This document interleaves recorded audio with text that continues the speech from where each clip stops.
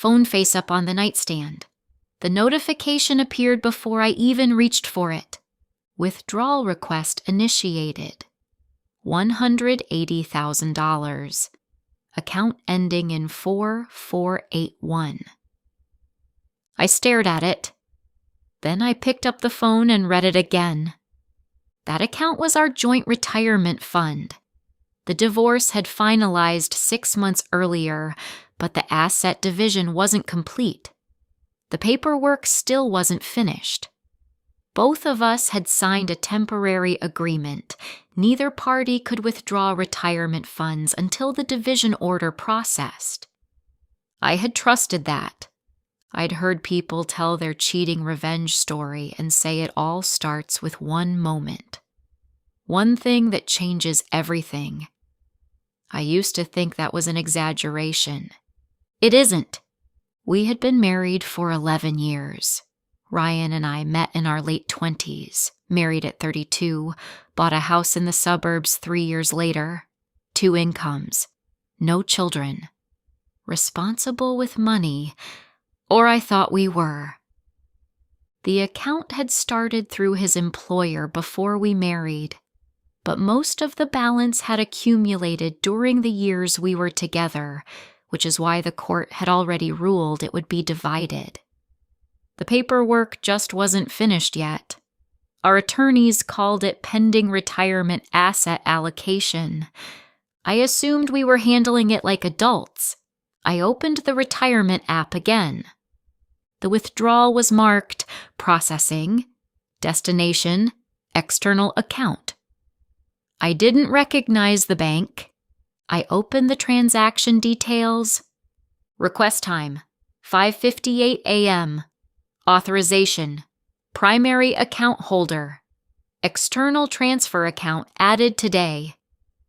I switched to my email. At 5:59 a.m., there was a notification.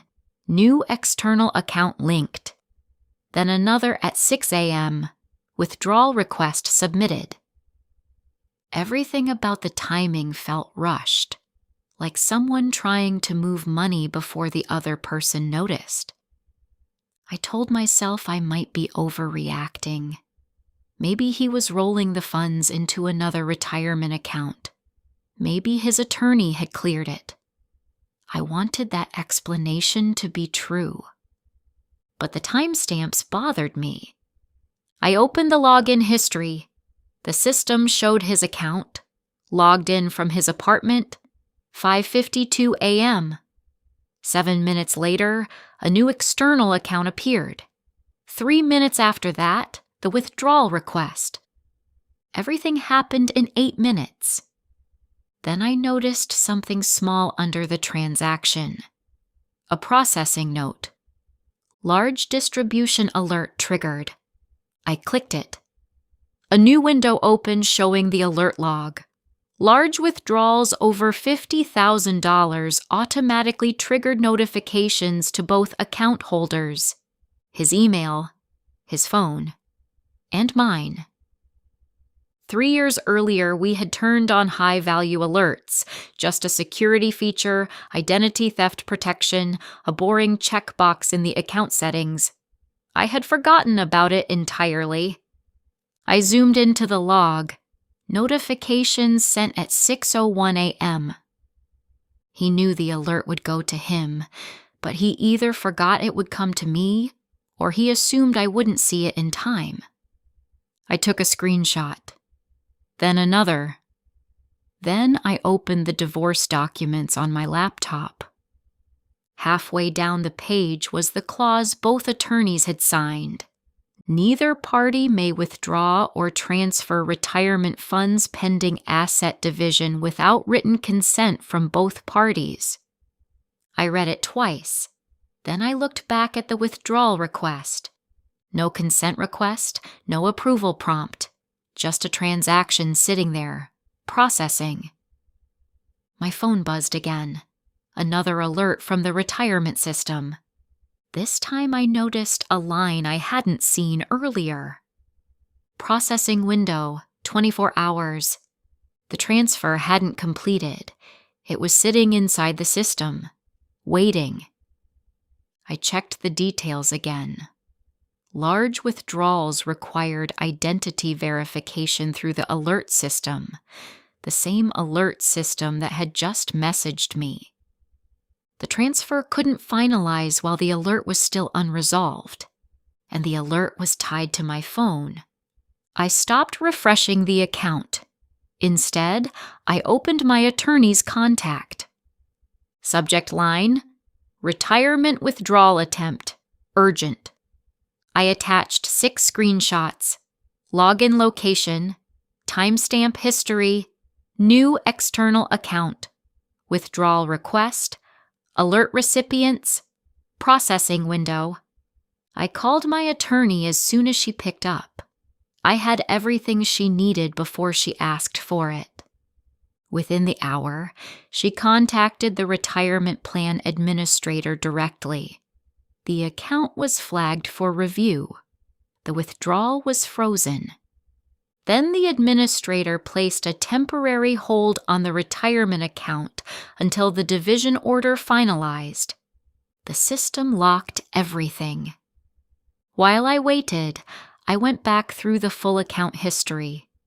There were 3 earlier transfers I had missed, all under $9,000, spread across different weeks, all routed to an external account I didn't recognize.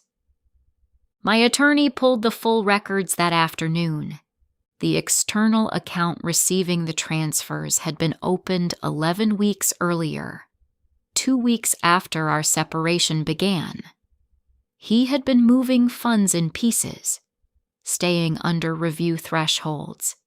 Then one large pull before the division order locked everything permanently.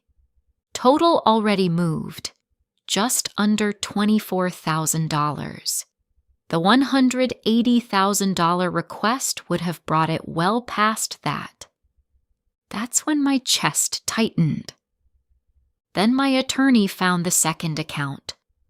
A brokerage account opened 14 months earlier, before the divorce. Before he ever said the marriage had run its course, it held $41,000, funded by small transfers from our joint checking account over 18 months, amounts between $800 and $2,400. Never flagged because they stayed below our automatic review threshold. 14 months.